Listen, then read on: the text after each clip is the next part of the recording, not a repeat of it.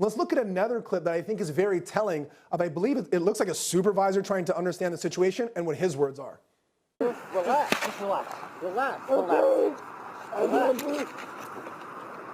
right, bring that arm back. Give him a couple. Guy's arm back. Where's his other hand? Good. We got it right here. It's in a bar hammer. Okay. Stop. Stop. Okay. I can't breathe. Stop. Okay. All right, side. I'm going to straddle him, figure for his legs. Recovery position. Trust me. Recovery. Recovery. I have his legs. I have his legs. I have no idea. Right here. Where's it? It's not body. I have no idea. It's under 18. We got him. Still fighting us in the ground. My name's Elijah McClain. Yeah, that's all. I'm going to use carotid. That's what I was doing. I was just going home. Why? I'm an introvert and I'm different. Come out? No. Was he out? I heard some snoring. I just don't like completely. Going home. I'm just different. I'm just different. That's all. That's all I was doing. It was actually Rosenberg. I'm so sorry. You're done, dude. I have no gun. That's where I tried karate. I don't do that stuff. I don't do any fighting. Other units that are not here. Why were you telling me? I don't go guns. I don't even kill flies. I don't eat meat. I'm not a vegetarian. I don't judge people for anything. I try to live a secret. When we showed him up, he was wearing skis. And I respect all life. And walking, so I mean, that's on. Forgive me. Yeah. All I was trying to do was become better.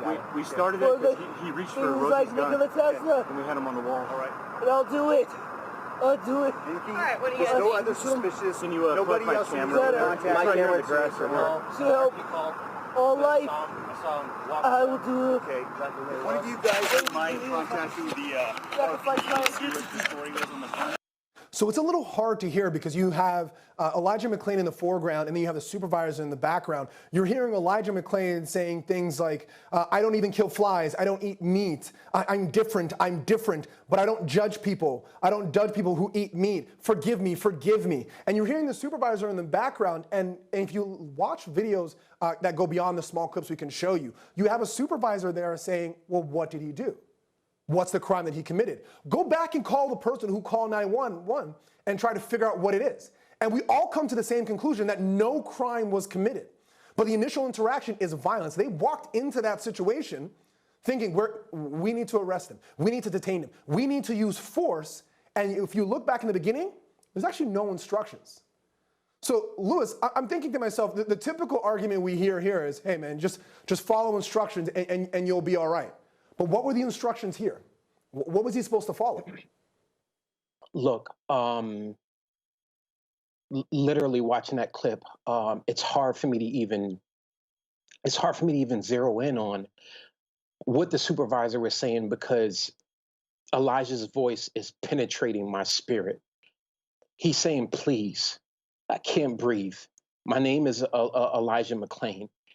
He is saying to the officers what every Black family in America tells our children when they leave the house. Anytime you are accosted by law enforcement, be polite, be respectful, give them your name, don't make any sudden movements, make sure that your hands are visible at all times.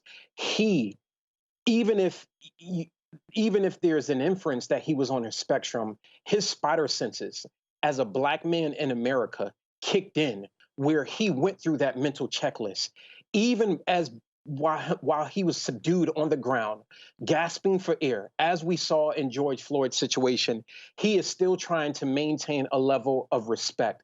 And I can tell you, as someone who has served almost 14 years in federal prison, who has had more share of interactions with law enforcement than a little bit, this penetrates me to such a degree. And I can tell you that Black men in America have long been the boogeyman in the psyches of white law enforcement in particular.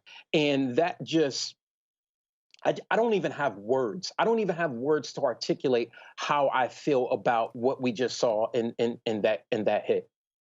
And I think Louis, I feel your struggle, and I feel it in many ways because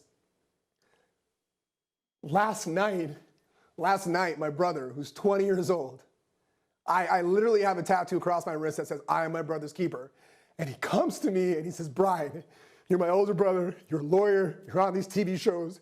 How do I not become a hashtag? And I don't even have the answers for him. So it becomes a situation that is like, you can't even say like, oh, just do this and you'll be okay. Because you watch this and there's no answer. And so with Emily, looking at how this played out, why are we not seeing charges here? Because it seems like criminal negligence, homicide, it seems like murder in the second degree to me. I don't see why we're being stonewalled here, sorry, especially when this has been going on for so long.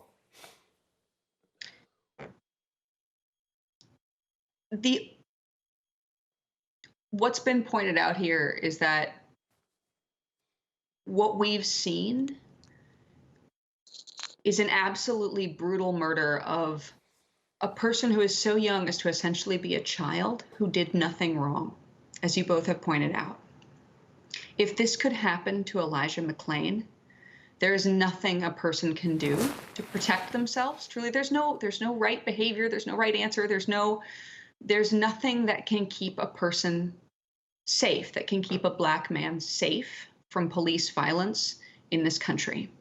And the fact that it took until now, this happened in August of last year, the fact that it took until now for national attention, and that there's been no action, really, in Colorado, no prosecution of the officers who, qualified immunity or not, there is no legal world in which law enforcement has the right to walk up to a person who is clearly not violating any law and murder them.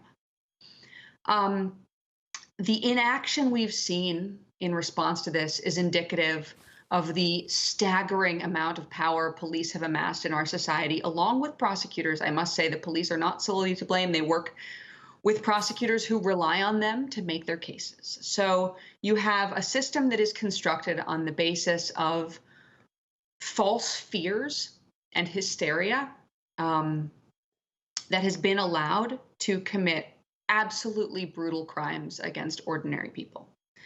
If anyone can watch what happened to Elijah McClain and not be shocked and moved, we've lost a part of our humanity. So the only excuse for inaction is, in my mind, an absolutely paralyzing level of corruption in the system we've constructed. And kind of to that, before we shift gears, and I really hate the fact that we have to shift gears, also the autopsy was a major component in this case as to why they say they couldn't go forward. And when you look at the autopsy, and they talk about 3 different ways this could have happened, whether because the ultimate decision was it was undetermined. They said, well, it could have been an accident because it could have been an adverse reaction to drugs. Not heroin or cocaine or anything in the system. They gave him ketamine to calm him down, believing he had drugs, and they gave it to him not knowing would he react to it. Now, I'm told we got to go to break. We will come back after the break. I'm hoping we can continue this a little bit more. I know we got a lot to talk about, but we'll be back right after this break.